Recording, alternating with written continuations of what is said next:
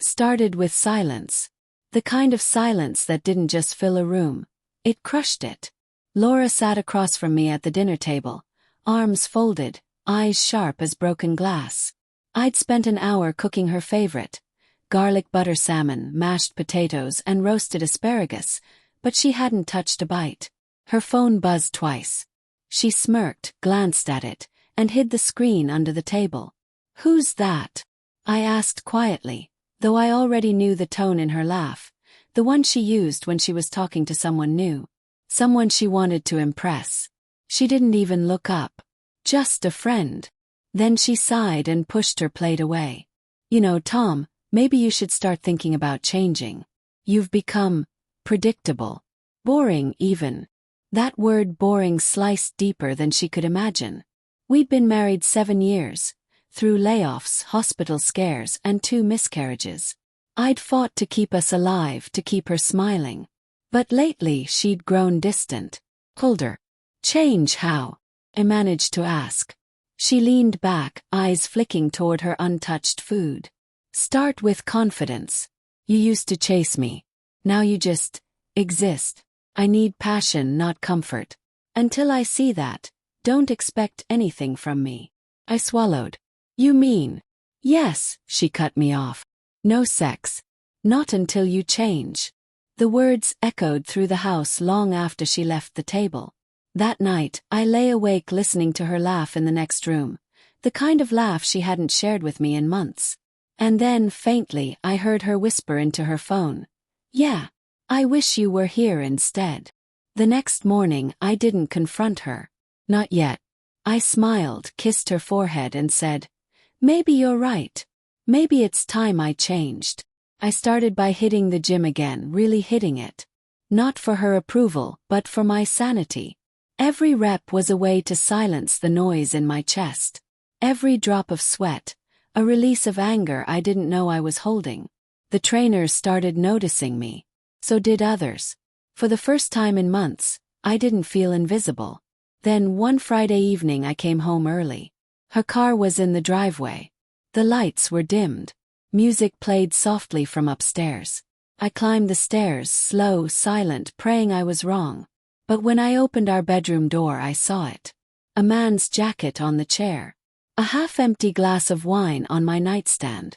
And Laura, in silk she hadn't worn in years, whispering the same laugh I used to love. Only this time it wasn't meant for me. She gasped when she saw me. "Tom, this isn't." I didn't shout. I didn't throw things. I just looked at her and said, "You wanted me to change. You're about to see how much I can." Then I walked out. For days I disappeared. No calls, no text, just quiet transformation. I contacted an old friend, Maya, a legal consultant I'd met years ago. She ran a small business firm, sharp as they come. When she heard my story, she didn't pity me. She smiled faintly. "Sounds like you've outgrown your cage." We started meeting over coffee to discuss logistics.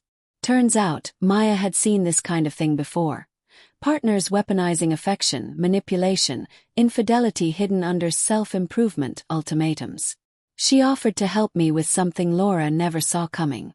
Within a week, I had quietly moved assets, restructured my bank accounts, and transferred ownership of the house to my name only, legally justified due to the down payment I had solely provided.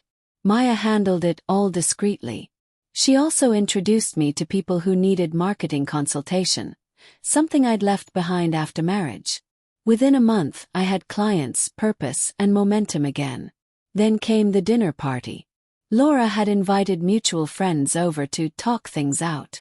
I agreed, masking my amusement. She greeted me with false sweetness, touching my arm like nothing had happened.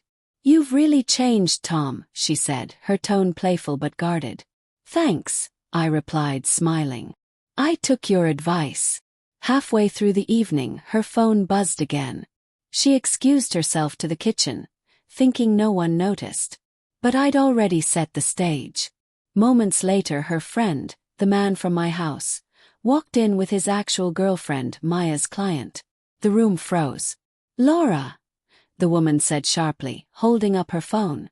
Funny how you've been texting my boyfriend for months. Laura's face drained of color.